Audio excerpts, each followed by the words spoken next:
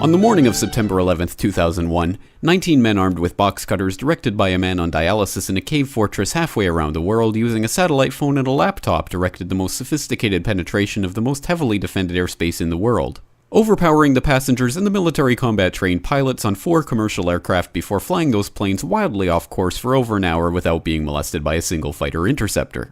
These 19 hijackers, devout religious fundamentalists who like to drink alcohol, snort cocaine, and live with pink-haired strippers, managed to knock down 3 buildings with 2 planes in New York, while in Washington a pilot who couldn't handle a single-engine Cessna was able to fly a 757 in an 8,000-foot descending 270-degree corkscrew turn to come exactly level with the ground, hitting the Pentagon in the budget analyst office where DoD staffers were working on the mystery of the $2.3 trillion that Defense Secretary Donald Rumsfeld had announced missing from the Pentagon's coffers in a press conference the day before, on September 10th, 2001. Luckily, the news anchors knew who did it within minutes. Osama bin Laden. The pundits knew within hours. Osama bin Laden. The administration knew within the day. Terrorists who committed these acts and those who harbor them. And the evidence literally fell into the FBI's lap. That a hijacker's passport was found blocks from the World Trade Center crash site, if you can believe that.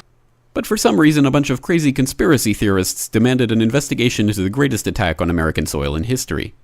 That investigation was delayed, underfunded, set up to fail, a conflict of interest, and a cover-up from start to finish. It was based on testimony extracted through torture, the records of which were destroyed. It failed to mention the existence of WTC-7, Able Danger, P-TECH, Sibel Edmonds, OBL and the CIA, and the drills of hijacked aircraft being flown into buildings that were being simulated at the precise same time that those events were actually happening. It was lied to by the Pentagon, the CIA, the Bush administration, and as for Bush and Cheney, well, no one knows what they told it because they testified in secret, off the record, not under oath, and behind closed doors. It didn't bother to look at who funded the attacks because that question is ultimately of little practical significance.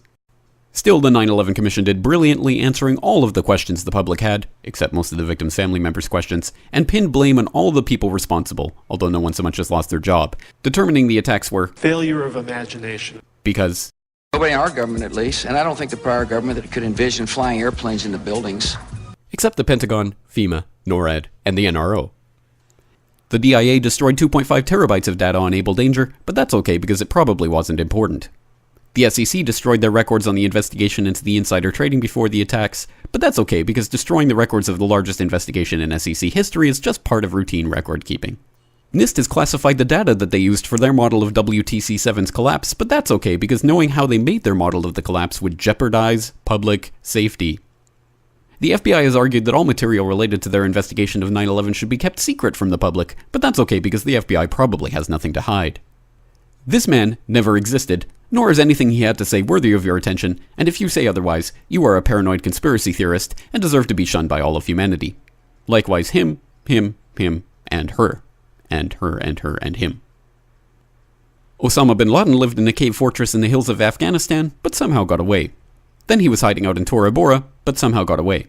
Then he lived in Abbottabad for years, taunting the most comprehensive intelligence dragnet employing the most sophisticated technology in the history of the world for a decade, releasing video after video with complete impunity and getting younger and younger as he did so, before finally being found in a daring SEAL team raid which wasn't recorded on video, in which he didn't resist or use his wife as a human shield, and in which these crack special forces operatives panicked and killed this unarmed man, supposedly the best source of intelligence about those dastardly terrorists on the entire planet. Then they dumped his body in the ocean before telling anyone about it. Then a couple dozen of that team's members died in a helicopter crash in Afghanistan. This is the story of 9/11, brought to you by the media which told you the hard truths about his head could be seen to move violently forward.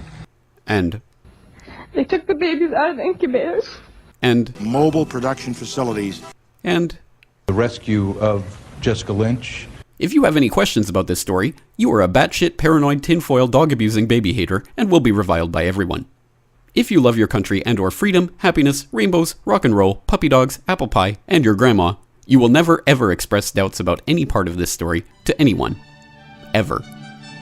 This has been a public service announcement by the Friends of the FBI, CIA, NSA, DIA, SEC, MSM, White House, NIST, and the 9/11 Commission. Because ignorance is strength.